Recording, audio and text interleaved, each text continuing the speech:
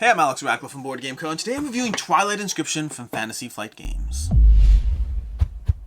Twilight Inscription is the 1 to 8 player roll and write game that aims to give you the experience of Twilight Imperium in, well, a roll and write. Maybe. I don't actually know if it aims to give you the full experience of Twilight Imperium. I've never played Twilight Imperium, and I don't imagine it actually could give you the full experience. Twilight Inscription is a roll and write game of cascading combinations across 4 different sheets, and you'll have a whole bunch of different options for keeping your sheets nearly infinitely variable as far as the combination you have of them. But it's a game which you're going to, across a variety of rounds, be flipping over cards, rolling dice, assigning those dice to your sheets in order to generate those combo-tastic scoring bonuses that you all know and like. This is Twilight Inscription. It's got all this roll and write goodness over here. We have different sheets going on over here. You can have Mecatol Rex over here, which is a general all-player sheet. We're going to have the goals in play. That's up here. We have our event cards. We have our personal faction over here. A bunch of these cards over here for the voting rounds, as well as for these artifacts we'll be picking up. And then additionally, you have over here the main event over here, which are these 4 scoring sheets. In Twilight Inscription, you're going to have 4 sheets that you're working off of. Now, there's going to be a common B-side, a B-side where everything is exactly the same, so you can be playing with the other players on an exact level scoring field, or alternatively, you can use the A-sides in which every single sheet has its own slight variations or adjustments therein, so that the fact that while you're playing with the same rules, you are playing with different layouts and ways things are structured and ways bonuses are in play, so that you have a completely different experience every single time you play. If you are sick of navigating the galaxy and knowing that you really should go from here to here to here to here and check off that and this and this and that, and that's the efficient order to do so, well then try mixing up any 4 sheets in this game and you'll be left with your own unique experience that will take you quite some time before you've experienced the combinations that you could possibly have access to. As far as the actual gameplay, and we're going to do high-level overview here. We are not going to do a full rules overview because, well, there's a lot of little details to get into. But the general idea is every single turn, you're going to go ahead and resolve an event card. You're going to turn over that first event card, and we have a strategy event. Strategy events are the most common event in the game, and that's where you basically do things. You'll have other events as you get into age 2, 3, 4, and 5. You'll have other events, such as warfare events, where you measure up your combat might against other players. You'll have voting events, where you vote on the positive or negative outcomes of different things in play. And you'll have other events that you have production events, where you cash in on some of the production bonuses you've earned across the game. But for the most part, strategy events are the most common. They're the only events you'll find in round 1, and then in subsequent rounds, they're still the most common event you will find. Strategy is where you actually do stuff. In the case of a strategy event, you're going to go ahead and look at the 3 icons you have over here. So we've earned these 3 icons. All players have access to these 3 icons, at which point all players choose one of the 4 sheets: navigation, expansion, warfare, or industry, in order to mark things down on. You're going to choose a sheet, and that's where you're going to mark everything this round from the various bonuses you have over here, as well as the dice that are rolled. So let's say in my case, I go ahead and I'm going to choose navigation, which is a very common first turn play because you do need some of the planets and navigation to properly unlock expansion. Although industry and warfare are also very solid. Getting your production up and running or getting your military might up and running are also very solid choices, but we'll start with navigation. So I'm going to go ahead and because we have these 3 symbols over here, we're going to look at what those symbols do. Every sheet has its own section telling you what the symbols do on those sheets, but over here, we get to explore an adjacent system. So we'll start drawing lines across the galaxy. And let's go ahead and let's get our warfare now. Let's go ahead and move to some planets. We're going to move over here, drawing a line, and drawing a line. So we've drawn 3 different lines because we had 3 different symbols. So we explored adjacent systems 3 times. From there, we're going to go ahead and roll the dice. You're always going to roll all the dice in play, although early game, those color dice are usually not going to be helpful to you. So we have the dice. Now every player can choose their own sheet in this game, but each player is going to commit, once you've chosen a sheet, the symbols from this card and the symbols you have in your dice are all going to be committed to that sheet. Now right now we haven't unlocked those dice. If we had unlocked these dice from a variety of benefits, we would have gone ahead and crossed out these dice on each sheet. Every sheet has its own section of dice where you can earn those dice, and so if I go ahead and I'm activating navigation and I have a blue die unlocked, then I'll be able to benefit from the blue die. Let's pretend I actually can do that. Let's pretend we had already unlocked the blue die as we went through this. So we have this die over here. We have these 4. We don't have access to these 2, which means we're going to have 3 claiming systems and 2 more exploring. These 2 symbols still relate to exploring. These symbols relate to claiming. So we're going to have 2 more explorers and we're going to have some claims. Let's see if we can go exploring anywhere interesting. Let's go ahead and explore this way and this way. That's 2 more explorers, and then we have 3 claims. We're going to claim this unique good over here. We're going to claim a planet because that's going to be very important, and we'll claim another planet. You have to claim next to somewhere you explored. We've now claimed 2 planets and that unique good over there.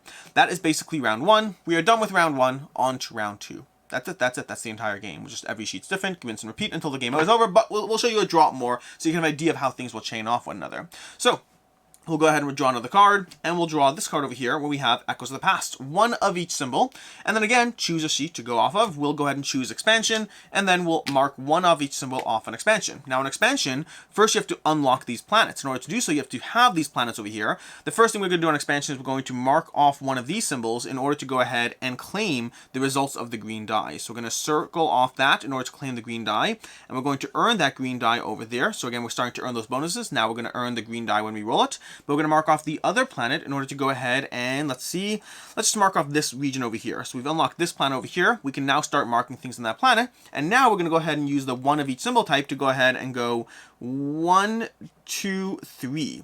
We've marked off those symbols, which means we've earned this over here, which means we're going to go ahead down to this sheet and mark off that one there. And then we're going to go ahead and roll the dice, remembering that I'm going to get the results of the green die.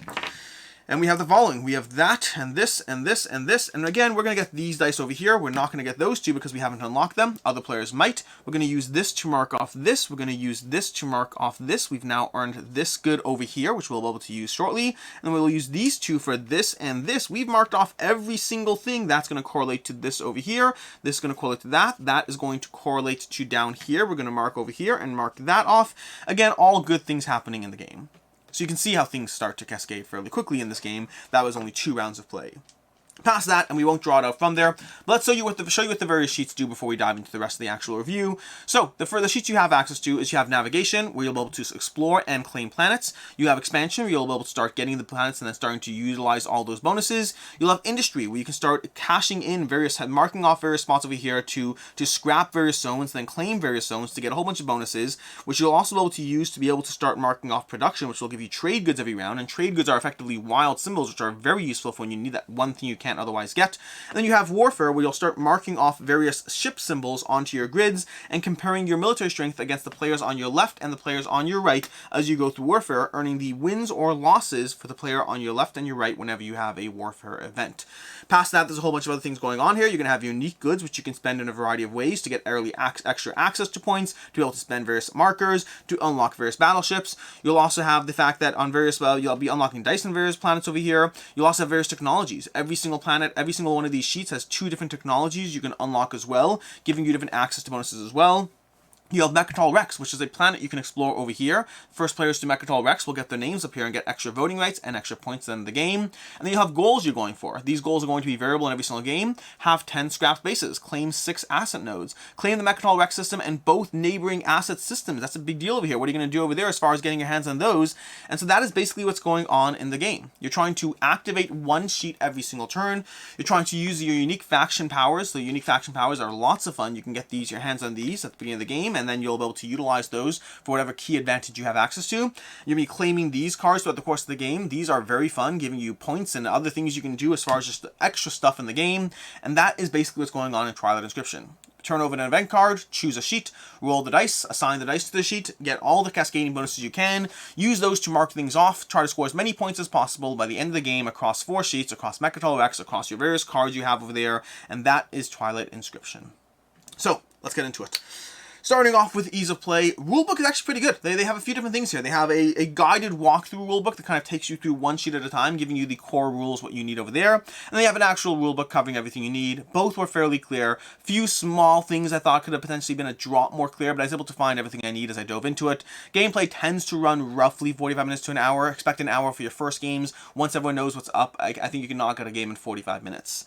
As far as what I like, don't like, and can see others not liking, starting off with what I like, which is there's a lot going on in this game. There's just a lot going on when you play Twilight Inscription, and I like that in my roll and writes. I like the fact that you have this giant, just tons of stuff. You have tons of stuff that you're trying to factor in as you figure out what to mark off in order to trigger which sheet, in order to go ahead and get a cascading bonus on that other sheet, in order to get a bonus here, in order to unlock that die here, use that die so you can now get the extra perks on this planet over here, and try to figure out your competitive advantage in this game. Especially as you level up one particular sheet to have all 3 dice unlocked, so that when you roll dice, you're just getting tons of bonuses on that sheet, and you're cashing in bonus after bonus and using that one sheet to power up your other sheets across the course of the game.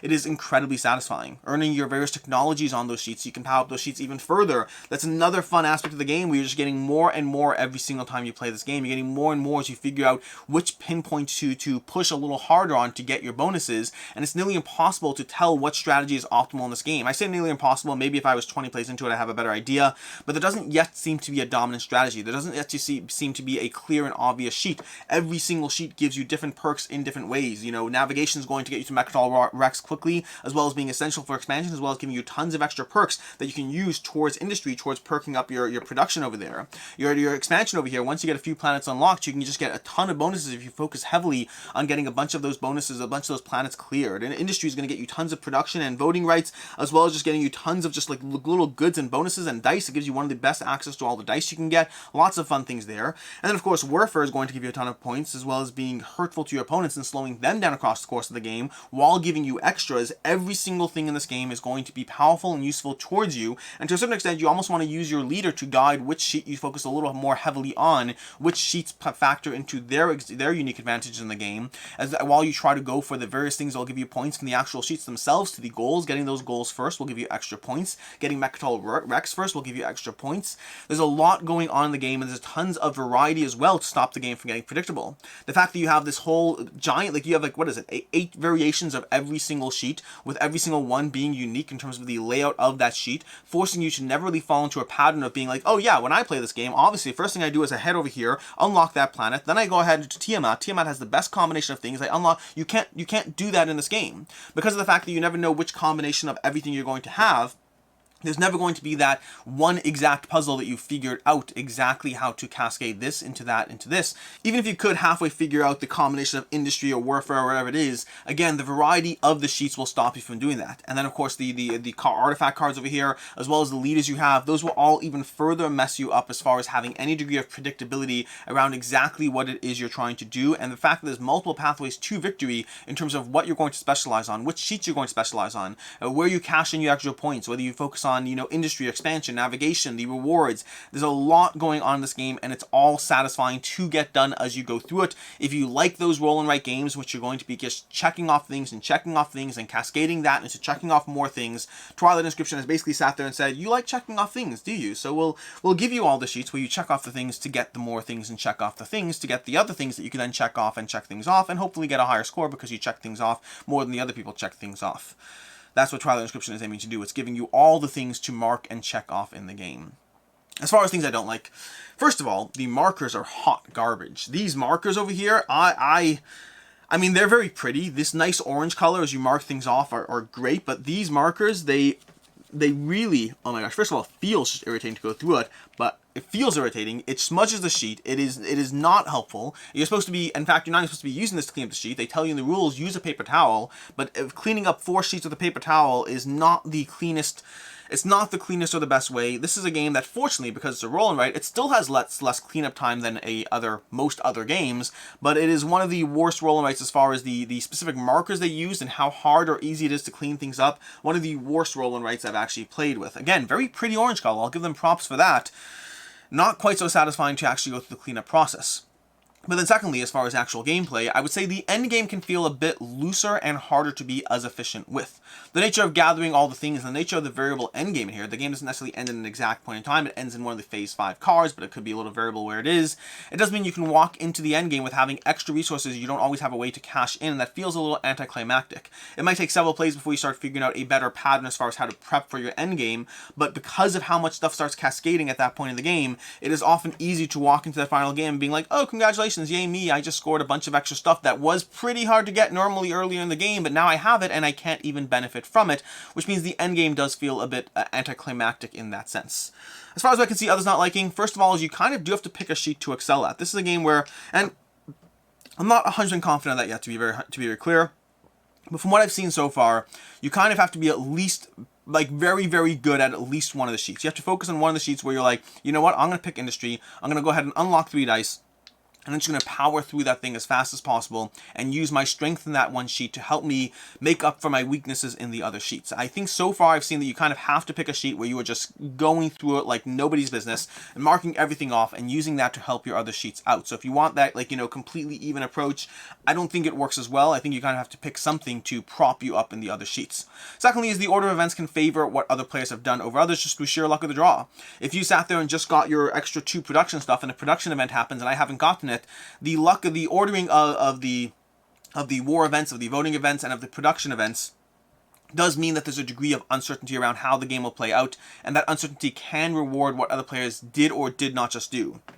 If you focus on your warfare sheet right now, and I focus on my industry, well, it's going to be a very different conversation as who gets favored, whether we draw a production event or a war event right after we favored those sheets. And so that's a little bit of a frustration. I almost wish things... Yeah, there's a little bit of frustration around the random nature of the events and how they come out. And then lastly, I'd say is this game is not the deepest. Despite every single thing going on these sheets, this game is not the deepest roll and write I've played. It just gives you more back and forth and more stuff to check off and more lines to draw and more things to do. It gives you more over deeper. This is a game, I mean, I think comparison-wise, this is going to be compared a lot to Hadrian's Wall. And I think Hadrian's Wall gives you a significantly deeper strategy to the game, while Twilight Inscription gives you more boxes to check and more things to check off. Very, very rewarding, but if you're expecting Hadrian's Wall level of depth, I think this is still a drop shyer. I think this is more Ganshang Clever or Three Sisters or that style of game, even though it is a lot of fun and just gives you more of that stuff to do. As far as final thoughts on Twilight Inscription, I really like this game. I mentioned a whole bunch of names of other roll and writes, of Hadrian's Wall, Ganshang Clever, the Three Sisters, all those games. And this game very much does fit into those genres. It very much fits into those genres of giving you games where you're just checking off a lot of things and doing a lot of things and feeling rewarded for just checking off stuff better and more efficiently in the right order compared to other players. I like what this game does, and I like it a lot. It is very incredibly satisfying to go through the process of picking your sheets, leveling up your bonuses, and then trying again, diving into a second, a third, a fourth game, so you can go ahead and try to optimize your strategy around which sheet you're going to focus on, which powers you're going to have access to, which cards you get your hands on, which voting events happen. There's a lot going on in this game to keep the game exciting for multiple plays. I have a ton more to explore. I haven't even come close to scratching the surface here, and there's a lot more fun to be had in this title. For me, this is a 4.5 out of 5. It is definitely joining one of my favorite roll and writes as far as just giving you that little bit of a reward as you check things off, as you go from sheet to sheet trying to figure out the right combination of cascading bonuses to activate so that you can have a better game than other players. I really, really enjoy Twilight Inscription. As far as other game recommendations, first of all, I mentioned Hadrian's Wall already. Hadrian's Wall is absolutely fantastic at what it does. This game is going to be compared to Hadrian's Wall a lot in terms of the most stuff going on in terms of checking things off. I think Hadrian's Wall is a little bit more limited, only 2 sheets instead of, well, 4, but I think those 2 sheets give you a lot more to think about, whereas this is leaning more into a Ganshang Clever approach, just with a lot more going on.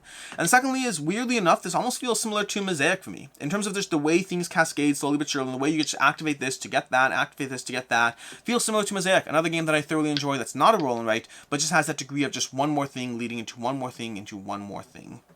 In any case, and until next time, I'm Alex Radcliffe from Board Game Co. I hope you enjoyed this video, and as always, I hope you have a good one.